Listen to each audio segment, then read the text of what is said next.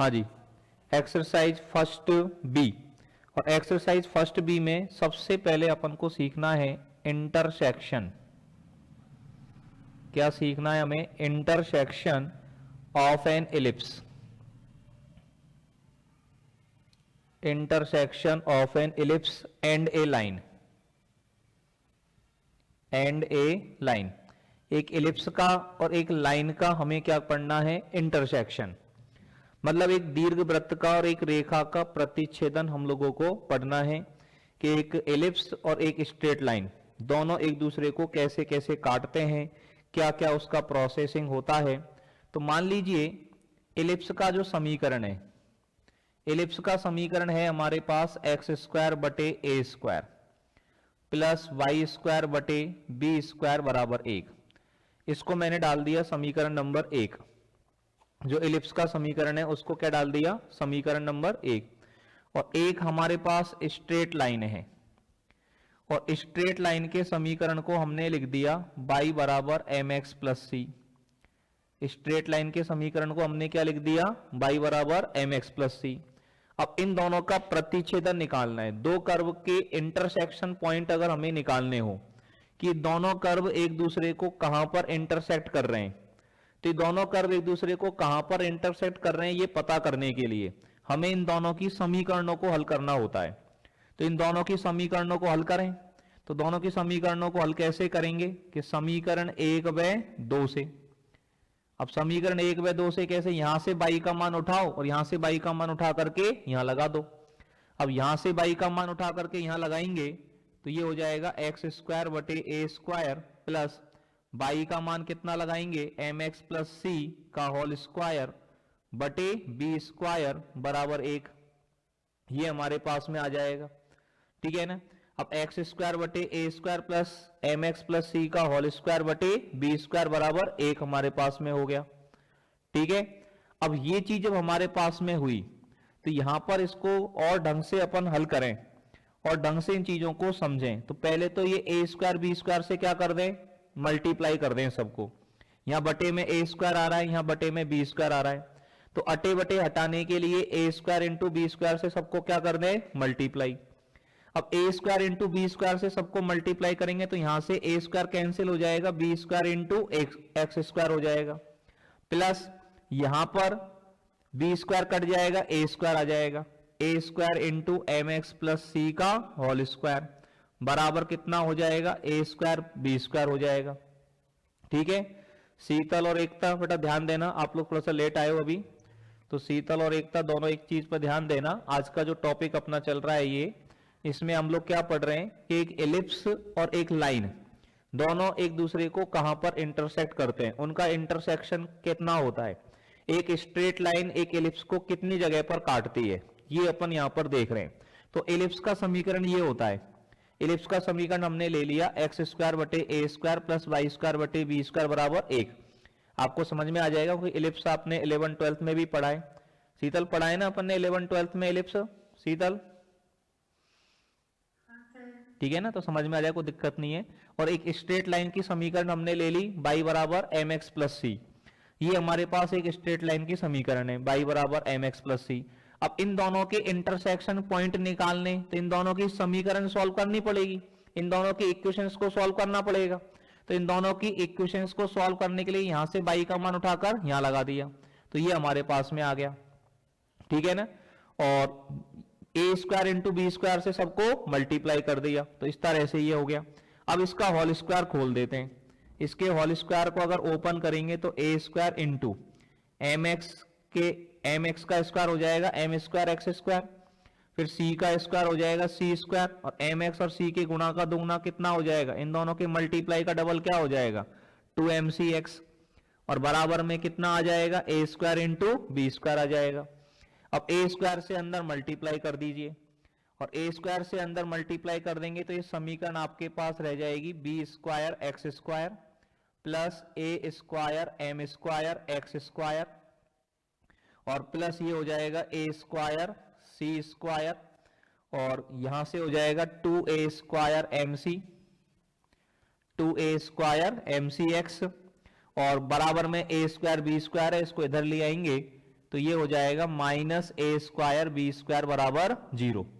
सही है, समझ में आ रहा है? शीतल, एकता, सोनू, अजय, क्लियर है बेटा? हाँ महेंद्र भैया लेट कैसे हो गया महेंद्र? हाँ नेटवर्क को पकड़ के रखे कर यार, नेटवर्क को मत छोड़े कर तू। अब देखो इधर, हाँ b square x square plus a square M square x square है। इन दोनों में से एक्स स्क्वायर क्या आ जाएगा? कॉमन। अब इन दोनों में से एक्स स्क्वायर कॉमन ले लेंगे तो ब्रैकेट में क्या बचेगा? यहां से बचेगा ए स्क्वायर एम स्क्वायर प्लस यहां से बचेगा बी स्क्वायर, इनटू में क्या हो गया? X square. और एक्स वाली टर्म ये रही, फिर इसको लिख देते हैं plus 2a square M C X, और प्लस ये हो जाएगा हमारे पास A square C square minus A square B square बराबर 0। इस समीकरण को समीकरण नंबर 3 नाम दे देते हैं। यहां तक की बात सभी को समझ में आई कि नहीं आई? पहले तो ये बताओ, यहां तक कोई तकलीफ है क्या किसी को? यहां तक ठीक है? यहां तक की बात जिन जिन को समझ में आ गई वो रेज हैंड करो फटाफट से। यहां तक की सारी बात सभी को समझ में आ गई हो तो रेज हैंड करके बताएं जल्दी से कि यहां तक की बात सभी को समझ में आ गई है। Very good. अब देखिएगा, आपको एक बात पता होगी, बचपन में हम एक बात सीखते हैं कि कोई भी द्विघात समीकरण है, क्वाड्रेटिक इक्वेशन है a x square plus b x plus c बराबर 0। क्वाड्रेटिक इक्वेशन के डबल रूट होते हैं alpha comma beta. Quadratic equation के कितने रूट होते हैं बेटा? 2 होते हैं, अल्फा और बीटा। इन दोनों रूट्स का सम क्या होता है? इन दोनों रूट्स का अगर सम निकालना है, अल्फा प्लस बीटा अगर निकालना है, तो अल्फा प्लस बीटा की वैल्यू क्या होगी बताओ? सम ऑफ रूट्स क्या होता है क्वाड्रेटिक के अंदर? A x square plus b x plus c बराबर 0 के रूट अल्फा और बीटा हैं, तो अल्फा प्लस बीटा की वैल्यू क्या होगी बताओ? Minus b upon a. बिल्कुल सही।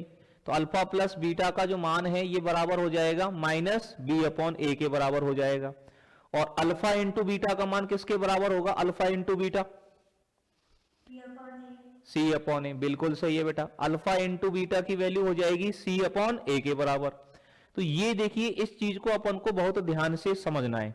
तो इस कंसेप्ट को मैं यहां पर काम में लूं कि ये हमारे पास एक क्वाड्रेटिक है, और इस क्वाड्रेटिक के हमने मान लिया कि let roots of equation 3 are x1 and x2, कि मान लीजिए समीकरण 3 के जो मूल है वो x1 और x2 हैं।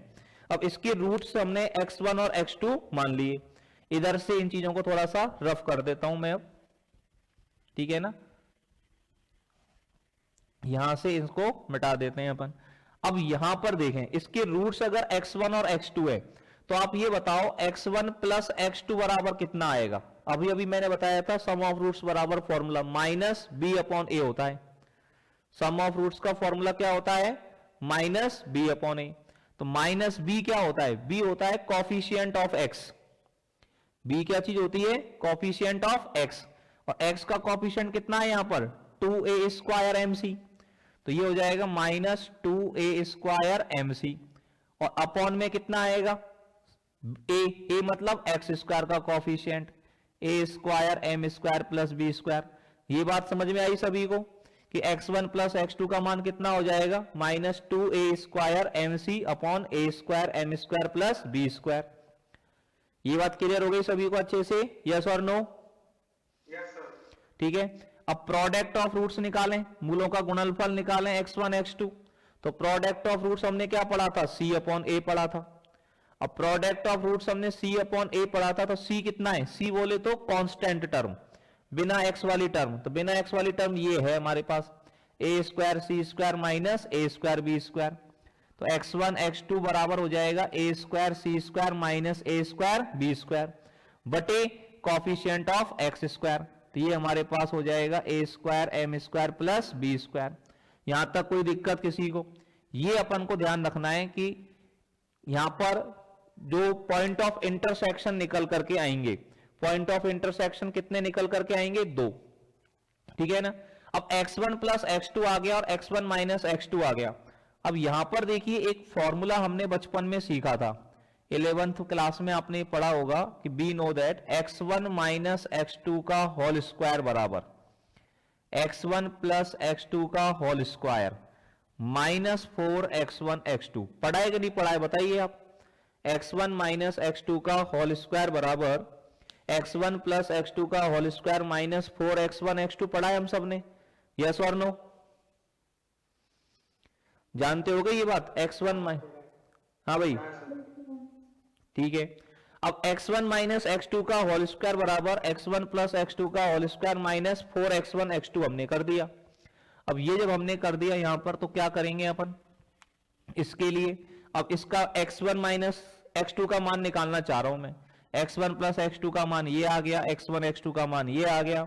अब x1 माइनस x2 निकालना चाह रहे हैं तो x1 माइनस x2 बराबर क्या हो जाएगा, x1 प्लस x2 का मान ये, इसका स्क्वायर करना है तो स्क्वायर करके लगाओ, माइनस का स्क्वायर प्लस 2 का स्क्वायर 4, ए स्क्वायर का स्क्वायर करेंगे तो a की power 4, m square c square और बटे में आ जाएगा a square m square plus b square का होल स्क्वायर।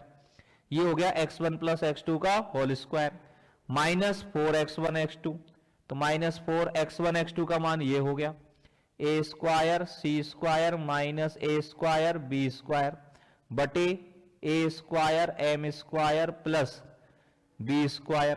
यहां पर हमने ये लिख दिया। अब देखो इन दोनों में से एलसीएम लेते हैं अपन, या पहले तो एलसीएम ले लीजिए इन दोनों में। एलसीएम लेने पर क्या हमारे पास आता है वो देखते हैं।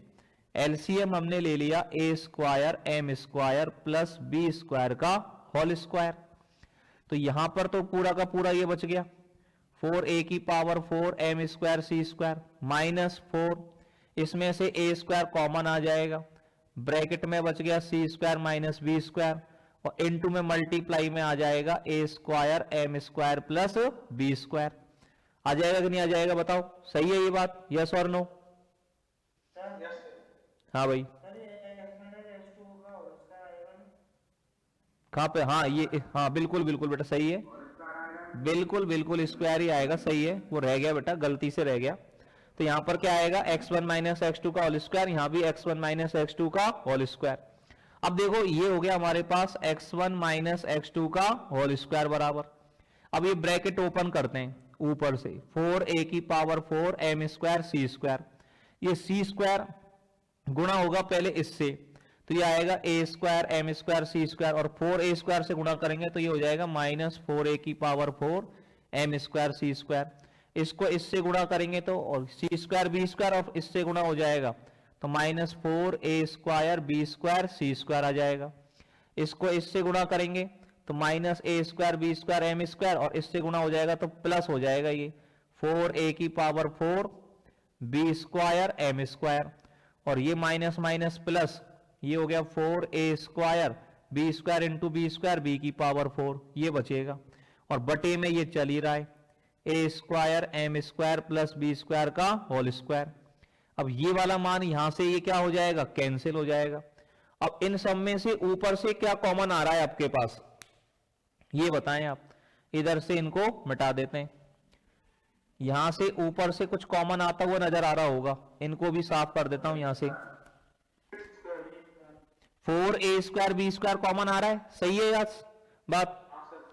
तो x1 माइनस x2 का होल स्क्वायर बराबर ऊपर से कॉमन आ रहा है 4a स्क्वायर बी स्क्वायर, तो 4a square B square common ले लेंगे तो यहां से क्या बचेगा, यहां से बचेगा a स्क्वायर एम स्क्वायर और इसमें से बचेगा प्लस बी स्क्वायर और इसमें से बचेगा माइनस सी स्क्वायर और बटे में हमारे पास ये है a square M square plus B square का होल स्क्वायर। अब x1 माइनस x2 बराबर लिखेंगे, ये तो मान है x1 माइनस x2 के होल स्क्वायर का। अब इसका क्या ले लेंगे हम, अंडर रूट, इसका अगर अंडर रूट लेंगे तो x1 माइनस x2 की जो वैल्यू आएगी तो 4a स्क्वायर बी स्क्वायर का अंडर रूट कितना हो जाएगा 2ab बटे में a square M square plus B square का होल स्क्वायर, इसका अंडर रूट कितना हो जाएगा a square M square plus B square और इसके ऊपर अंडर रूट लग जाएगा a square M square plus B square minus C square. तो इस तरह से यहां पर हमने सीखा कि एलिप्स के और स्ट्रेट लाइन के point of intersection x1 y1 और x2 y2 है, तो x1 प्लस x2 का मान क्या होगा, x1 x2 का मान क्या होगा और x1 माइनस x2 का मान क्या होगा। तो यहां तक कोई बात आपको समझ में नहीं आई हो तो बताइए। यहां तक की सारी बात समझ में आ गई सबको अच्छे से? बोलिए, अच्छे से बोलिए भाई। तो यहां तक जिन जिन को हाँ, यहां तक की बात जिन जिन को समझ में आ गई वो रेज हैंड करिए फटाफट से। यहां तक की बात जिन जिन को समझ में आ गई है वो रेज हैंड करिए। ठीक है, पुनीत, राजीव, सोनू, क्लियर है भाई? Very good.